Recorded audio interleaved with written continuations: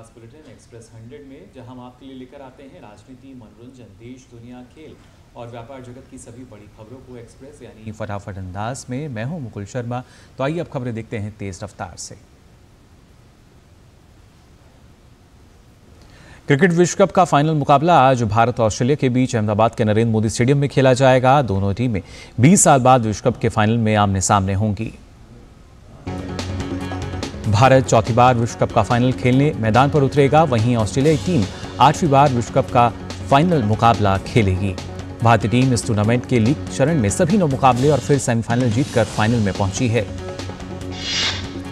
प्रधानमंत्री नरेंद्र मोदी भी इस फाइनल मुकाबले को देखने के लिए अहमदाबाद आ रहे हैं। पीएम मोदी के अलावा ऑस्ट्रेलिया के उप प्रधानमंत्री रिचर्ड मार्ल्स भी फाइनल मैच देखने के लिए अहमदाबाद पहुंचेंगे। इस मैच को यादगार बनाने के लिए मुकाबले से पहले एयर शो का आयोजन होगा। इसके लिए भारतीय वायुसेना की सूर्य किरण की टीम ने हवाई शो का अभ्यास भी किया। आईसीसी विश्व कप के फाइनल के लिए अहमदाबाद पूरी तरह से तैयार है। वहीं फाइनल में भारत की जीत को लेकर देश भर में प्रशंसक तरह तरह के आयोजन कर रहे हैं। खेल प्रेमी अपने अपने तरीके से भारत की जीत के लिए दुआएं कर रहे हैं। ऋषिकेश में स्थित परमार्थ निकेतन में टीम इंडिया की जीत के लिए यज्ञ का आयोजन किया गया। पूजा करते हुए टीम इंडिया की जीत की कामना की गई। टीम इंडिया की जीत की कामना करने में ट्रांसजेंडर समाज भी पीछे नहीं है। प्रयागराज में ट्रांसजेंडर समाज ने टीम इंडिया की जीत के लिए पूरे विधि विधान से पूजा अर्चना की। भारत और ऑस्ट्रेलिया के क्रिकेट विश्व कप फाइनल देखने के लिए 1 लाख से ज्यादा क्रिकेट प्रेमी स्टेडियम पहुंचेंगे। मैच को लेकर अहमदाबाद में सुरक्षा के कड़े इंतजाम हैं। आईसीसी क्रिकेट विश्व कप के भारत बनाम ऑस्ट्रेलिया के फाइनल मैच के लिए special Vande Bharat train Mumbai central railway station से अहमदाबाद के लिए रवाना हुई। आईसीसी विश्व कप 2023 के फाइनल मैच से पहले केंद्रीय मंत्री प्रहलाद जोशी ने कहा कि भारतीय टीम इस बार विश्व कप जरूर जीतेगी। पूर्व भारतीय क्रिकेटर सचिन तेंदुलकर क्रिकेट विश्व कप फाइनल से पहले अहमदाबाद पहुंचे। उन्होंने कहा कि उम्मीद है कि आज शाम हमारी जीत होगी। विश्व कप फाइनल में भारतीय टीम की जीत के लिए उज्जैन के महाकालेश्वर मंदिर में पूजा अर्चना की गई। उत्तर प्रदेश के सीतापुर में भारत और ऑस्ट्रेलिया के बीच क्रिकेट विश्व कप फाइनल से पहले टीम इंडिया के लिए छात्रों ने रंगोली और मानव श्रृंखला बनाई। वहीं जम्मू कश्मीर के उधमपुर में आईसीसी विश्व कप में भारत बनाम ऑस्ट्रेलिया के फाइनल मैच में भारत की जीत हो, इसके लिए विशेष पूजा की गई। कांग्रेस संसदीय दल की अध्यक्ष सोनिया गांधी ने टीम इंडिया के खिलाड़ियों को क्रिकेट विश्व कप से पहले शुभकामनाएं दी। उत्तर प्रदेश के वाराणसी में क्रिकेट विश्व कप फाइनल में टीम इंडिया की जीत के लिए विशेष आरती की गई। अभिनेता सोनू सूद ने कहा कि जब ऐसे शानदार खिलाड़ी फाइनल में आते हैं तो जीत निश्चित है। पूरा देश 140 करोड़ लोग आपकी जीत के लिए प्रार्थना कर रहे हैं। तमिलनाडु के तिरुचिपल्ली में विश्व कप फाइनल में टीम इंडिया की जीत के लिए प्रशंसकों ने विशेष पूजा कराई। वहीं गुजरात के वडोदरा में क्रिकेट विश्व कप फाइनल में टीम इंडिया की जीत के लिए प्रशंसकों ने विशेष पूजा अर्चना की। आईसीसी विश्व कप फाइनल में ऑस्ट्रेलिया के खिलाफ टीम इंडिया की जीत के लिए प्रशंसकों ने श्री हनुमानगढ़ी मंदिर में भी प्रार्थना की। बात करते हैं चुनाव की। राजस्थान विधानसभा चुनाव के लिए मतदान की तारीख नजदीक आते आते सभी पार्टियां पूरे दमखम से प्रचार में जुटी हुई हैं। इसी कड़ी में आज प्रधानमंत्री नरेंद्र मोदी की राजस्थान में 2 चुनावी जनसभाएं हैं। प्रधानमंत्री आज सबसे पहले राज्य के चूरू और बाद में झुंझुनू में लोगों को संबोधित कर भाजपा प्रत्याशियों के लिए जनता का समर्थन मांगेंगे। वहीं भाजपा के वरिष्ठ नेता और रक्षा मंत्री राजनाथ सिंह भी राजस्थान में आज विजय संकल्प सभाओं को संबोधित करेंगे। राजनाथ सिंह की पहली जनसभा कोटपुतली और दूसरी शाहपुरा में होगी। तेलंगाना में आगामी विधानसभा चुनाव को लेकर प्रचार चरम पर चल रहा है। सभी प्रमुख पार्टियां मतदाताओं को रिझाने के लिए अपनी पूरी ताकत से लगी हुई हैं। भाजपा की तरफ से राष्ट्रीय अध्यक्ष जेपी नड्डा तेलंगाना में आज कई जगह प्रचार करेंगे। जेपी नड्डा आज तेलंगाना के नारायणपंत और रंगारेड्डी में जनसभाओं को संबोधित करेंगे। वहीं शाम के समय नड्डा मिर्चल मल्काजगिरी में एक रोड शो में शामिल होंगे। भाजपा के अलावा दूसरी पार्टियां भी तेलंगाना चुनाव में अपना पूरा जोर लगा रही हैं। कांग्रेस की तरफ से राहुल गांधी समेत तमाम बड़े नेता चुनाव प्रचार कर रहे हैं। प्रधानमंत्री नरेंद्र मोदी की अध्यक्षता में आगामी 22 नवंबर को वर्चुअल G20 लीडर्स समिट का आयोजन होगा। वर्चुअल समिट में G20 के सभी सदस्य देशों के अलावा अफ्रीकन यूनियन के अध्यक्ष और 9 अतिथि देशों के साथ साथ 11 अंतर्राष्ट्रीय संगठनों के प्रमुख भी आमंत्रित किए गए हैं। G20 शिखर सम्मेलन के समापन के अवसर पर पीएम मोदी ने इस वर्चुअल बैठक का प्रस्ताव रखा था। ये वर्चुअल शिखर सम्मेलन नई दिल्ली घोषणा पत्र के कार्यान्वयन में हुई प्रगति की समीक्षा का अवसर प्रदान करेगा। इसके अलावा अहम वैश्विक मुद्दों पर मंथन के लिए बड़ा मंच होगा। भारत की G20 की अध्यक्षता 30 नवंबर को समाप्त हो रही है। रक्षा मंत्री राजनाथ सिंह के साथ दूसरी भारत ऑस्ट्रेलिया 2+2 मंत्रिस्तरीय संवाद वार्ता की सह-अध्यक्षता करने के लिए ऑस्ट्रेलिया के उप प्रधानमंत्री और रक्षा मंत्री रिचर्ड माल्स आज से 2 दिवसीय भारत दौरे पर आएंगे। सोमवार को रक्षा सहयोग पर एक द्विपक्षीय बैठक रिचर्ड माल्स और रक्षा मंत्री राजनाथ सिंह के बीच होगी और उसके बाद 2+2 संवाद वार्ता होगी। 2+2 संवाद वार्ता की सह-अध्यक्षता रक्षा मंत्री राजनाथ सिंह और विदेश मंत्री डॉक्टर एस जयशंकर अपने ऑस्ट्रेलियाई समकक्षों उप प्रधानमंत्री और रक्षा मंत्री रिचर्ड माल्स और विदेश मंत्री पेनी वोंग के साथ करेंगे। 2+2 मंत्रिस्तरीय संवाद वार्ता का उद्घाटन वर्ष 2021 के सितंबर में नई दिल्ली में हुआ था। अपनी यात्रा के दौरान मंत्री माल्स आज अहमदाबाद में भारत और ऑस्ट्रेलिया के बीच क्रिकेट विश्व कप फाइनल भी देखने जाएंगे। सिलग्यारा में सुरंग में फंसे मजदूरों की जान बचाने के लिए सरकार हर मोर्चे पर काम कर रही है। कल हुई एक उच्च स्तरीय बैठक में तकनीकी सलाह के आधार पर विभिन्न विकल्पों पर विचार किया गया। इन 5 विकल्पों के अलावा भोजन सहायता के लिए कुछ अतिरिक्त पाइप भी लगाए जाएंगे। NHIDCL, ONGC, SJVNL, THDC और RVNL को एक-एक विकल्प सौंपा गया है। BRO और भारतीय सेना की निर्माण शाखा भी बचाव अभियान में सहायता कर रही है। दिल्ली की वायु गुणवत्ता में सुधार होने और अति गंभीर श्रेणी से बाहर आने के साथ ही graded response action plan GRAP के चौथे चरण के प्रतिबंध हटा लिए गए हैं। अब ग्रेप 4 के तहत लागू सभी प्रतिबंध हटा लिए गए हैं, जिससे कई गतिविधियां फिर से शुरू हो सकेंगी, जिसमें निर्माण से लेकर डीजल वाहनों का प्रतिबंध भी शामिल है। दिल्ली में ग्रेप 4 भले ही हट गया हो, लेकिन ग्रेप के चरण 1 से लेकर चरण 3 के तहत नियम बने रहेंगे। साथ ही पूरे दिल्ली में संबंधित विभागों को यह सुनिश्चित करने को भी कहा गया है कि AQI का स्तर पुनः गंभीर श्रेणी में ना जाए। इस बीच दिल्ली सरकार ने 20 नवंबर यानी सोमवार से दिल्ली के सभी स्कूल खोलने का फैसला किया है।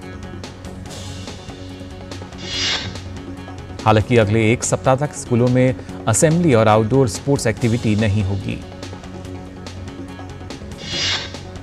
दिल्ली के प्रगति मैदान में चल रहे 42वें भारत अंतर्राष्ट्रीय व्यापार मेले के द्वार आज से आम जनता के लिए खुल रहे हैं। मेले में 13 देशों के साथ 25 राज्य और देश विदेश से 3500 प्रदर्शक भाग ले रहे हैं। मेले का पार्टनर राज्य बिहार और केरल है, जबकि फोकस राज्य दिल्ली, जम्मू कश्मीर, झारखंड, महाराष्ट्र और उत्तर प्रदेश हैं।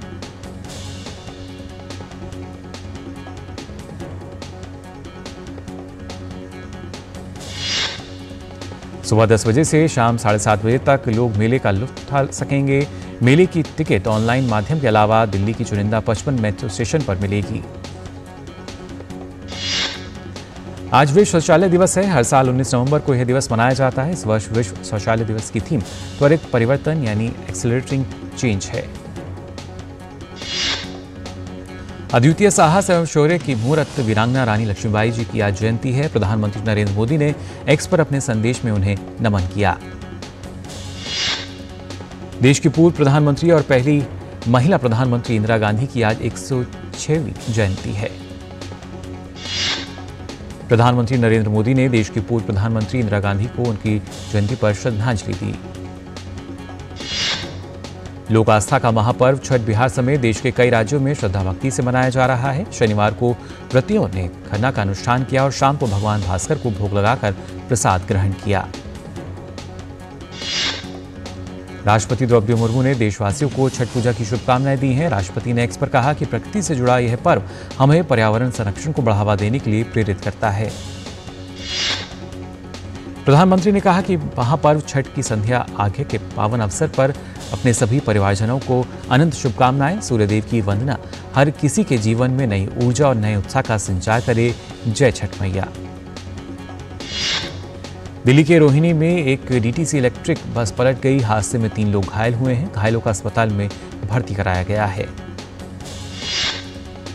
अगले सप्ताह कोलकाता में आयोजित होने वाले बंगाल वैश्विक व्यापार शिखर सम्मेलन BGBS में रिलायंस इंडस्ट्रीज के चेयरमैन और प्रबंध निदेशक मुकेश अंबानी सहित ITC, अंबुजा नियोतिया और हीरानंदानी समूह जैसी कंपनियों के शीर्ष उद्योगपति भाग लेंगे।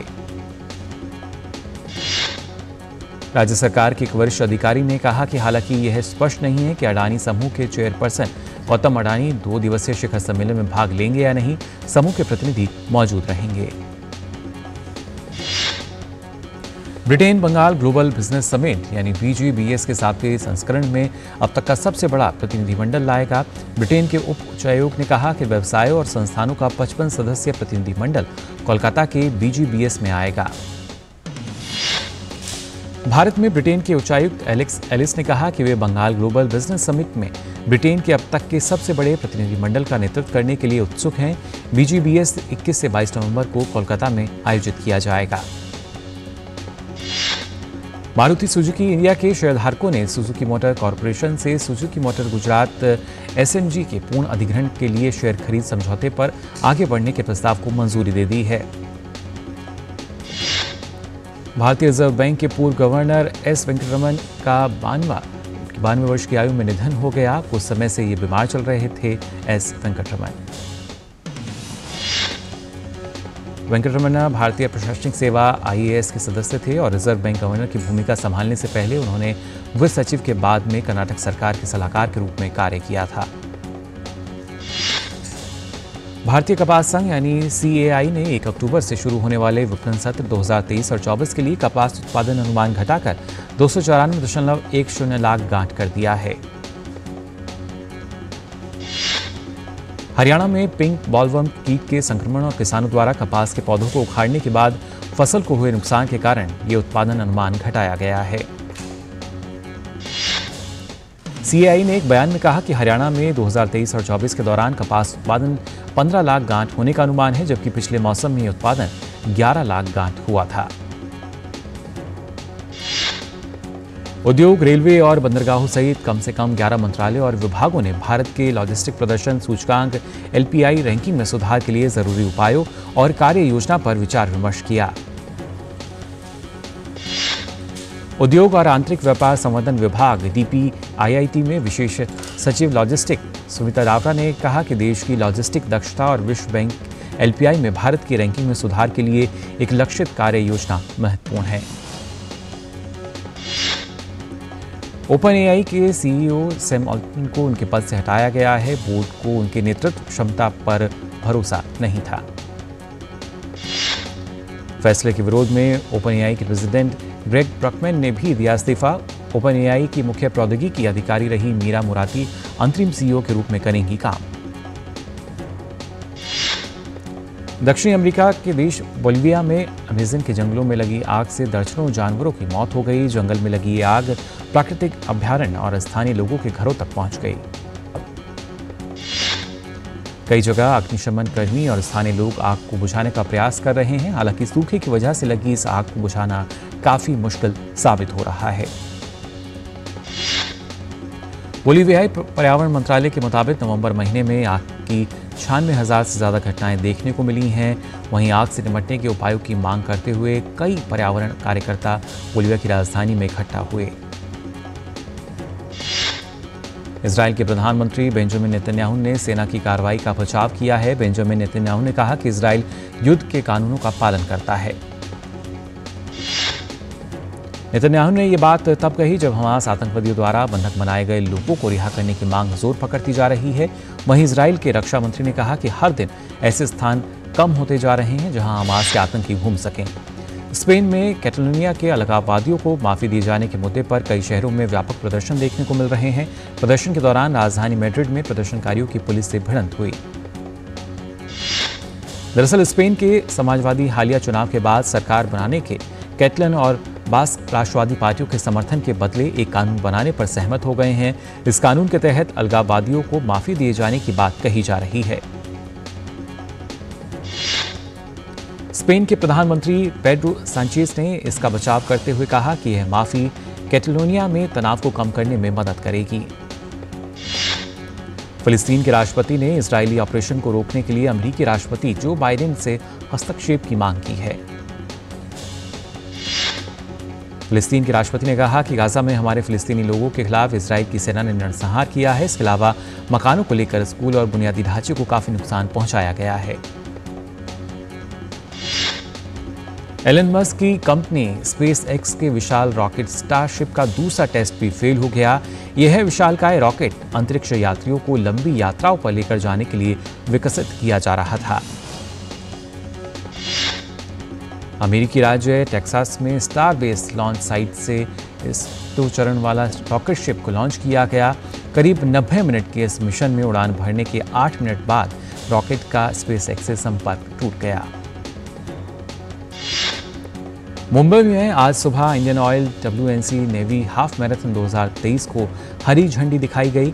मैराथन में भाग लेने वाले प्रतिभागी काफी उत्साहित दिखे। इटली के जैनिक सिनर ने ATP वर्ल्ड टूर फाइनल्स में अपनी जीत के सिलसिले को बरकरार रखते हुए फाइनल में स्थान बना लिया है। सेमीफाइनल में जैनिक सिनर ने रूस के डेनिल मेदवेदेव को 6-3, 6-7, 6-1 से हराने में सफलता पाई। ATP वर्ल्ड टूर फाइनल्स में भारत के रोहन बोपन्ना और ऑस्ट्रेलिया के मैथ्यू एम्पटिन की जोड़ी को सेमीफाइनल में हार का सामना करना पड़ा। M ग्रेनुलार्स और H जेवालाइस की जोड़ी ने बोपन्ना और एम्पटिन की जोड़ी को सीधे सेट में 7-5, 6-4 से हराया। भारत के अंतर्राष्ट्रीय फिल्म महोत्सव इफ्फी के 54वें संस्करण के लिए गोवा में तैयारियां पूरी हो चुकी हैं। गोवा में 20 से 28 नवंबर तक इफ्फी का महोत्सव चलेगा। इफ्फी महोत्सव में पिछले साल की तुलना में 3 गुना अधिक अंतर्राष्ट्रीय प्रस्तुतियां प्राप्त हुई हैं। प्रतिष्ठित सत्यजीत रे लाइफ टाइम अचीवमेंट पुरस्कार प्रसिद्ध हॉलीवुड अभिनेता और निर्माता माइकल डगलस को प्रदान किया जाएगा। फिल्म निर्माता शेखर कपूर अंतर्राष्ट्रीय जूरी के अध्यक्ष होंगे। अंतर्राष्ट्रीय खंड में 198 फिल्में दिखाई जाएंगी, जिनमें 13 का विश्व प्रीमियर भी शामिल है। बॉलीवुड सितारे शाहिद कपूर और माधुरी दीक्षित गोवा में भारतीय अंतर्राष्ट्रीय फिल्म महोत्सव इफ्फी के उद्घाटन समारोह में प्रस्तुति देंगे, जहां अभिनेता सारा अली खान, पंकज त्रिपाठी और विजय सेतुपति भी अपनी आगामी फिल्मों के फर्स्ट लुक का अनावरण करेंगे।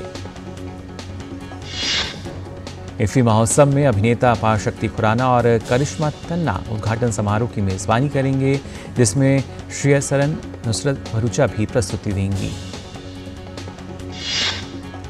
फिल्म सैम बहादुर विक्की कौशल के अपकमिंग प्रोजेक्ट्स में से एक है। हाल ही में विक्की फिल्म को प्रमोट करते कोलकाता पहुंचे, जहां विक्की को देख फ्रेंड्स क्रेजी हो गए और उनका जोरदार अंदाज में स्वैग से स्वागत किया गया। जियो वर्ल्ड प्लाजा लग्जरी मॉल के ग्रैंड इवेंट में विदेशी मॉडल एशले ग्राहम ने भाग लिया था। अब उन्होंने अपने सोशल मीडिया पर इंडिया ट्रिप का एक वीडियो शेयर किया, जो लोगों को काफ़ी पसंद आ रहा है। इस वीडियो में रणवीर सिंह उन्हें जस्ट लुकिंग लाइक का वाव वाले ट्रेंड से परिचित करते नजर आ रहे हैं। ईशा अंबानी ने अपने जुड़वा बच्चों कृष्णा और आदिया का पहला जन्मदिन मनाया। इस खास मौके पर शाहरुख खान, कटरीना कैफ, अनन्या पांडे, आदित्य रॉय कपूर, कियारा आडवाणी समेत कई बॉलीवुड सेलेब्स इस बर्थडे पार्टी में शामिल हुए। सलमान खान और Katrina Kaif starrer movie tiger 3 को रिलीज के 7 दिन पूरे हो गए हैं। इस एक सप्ताह में टाइगर 3 ने बॉक्स ऑफिस पर धमाकेदार प्रदर्शन किया है। फिल्म ने 7वें दिन 17 करोड़ का शानदार कारोबार किया। वर्ल्ड कप मैच का फाइनल मुकाबले के लिए अमेजन से लेकर सेलेब्स तक इस मैच को देखने के लिए अहमदाबाद जाने वाले हैं। वहीं सोशल मीडिया पर एक पोस्ट शेयर करके एक्टर आयुष्मान खुराना ने भी बताया कि वह भी फाइनल मुकाबला देखने के लिए काफी उत्साहित हैं। Reality show Indian Idol season one के विनर अभिजीत सावंत के को कंटेस्टेंट रहे अमित साना ने उन पर आरोप लगाया कि उनकी जीत के पीछे राजनीतिक प्रभाव था। इस पर अब अभिजीत ने आरोपों को झूठा बताया और कहा कि उन्हें अपने भविष्य पर ज्यादा ध्यान देना चाहिए, ना कि इस तरह के दावों पर। बिग बॉस 17 में सलमान खान वीकेंड में वार पर एक्स विनर MC स्टैन के साथ मस्ती करते नजर आए। सलमान खान ने शो के अंदर घरवालों के साथ इंडिया को सपोर्ट करने के लिए क्रिकेट भी खेला। सुष्मिता सेन कुछ महीनों पहले ललित मोदी के साथ अपने रिश्ते को लेकर सोशल मीडिया पर काफ़ी ट्रोल हुई थी, लेकिन अब सुष्मिता ने ट्रोलर्स को जवाब देते हुए कहा कि अभी सिर्फ डेट कर रहा हूँ, एक दिन शादी भी हो जाएगी। इस ट्वीट के बाद तो सोशल मीडिया पर हलचल मच गई। वर्ल्ड कप 2023 के फाइनल मुकाबले के लिए अहमदाबाद के नरेंद्र मोदी स्टेडियम में फेमस ब्रिटिश सिंगर दुआ लिपा आ रही हैं। फुटबॉल जगत के बड़े टूर्नामेंट में भी वे ओपनिंग सेरेमनी में स्टेज संभाल चुकी हैं। ओपेनहाइमर स्टारर सिलियन मर्फी को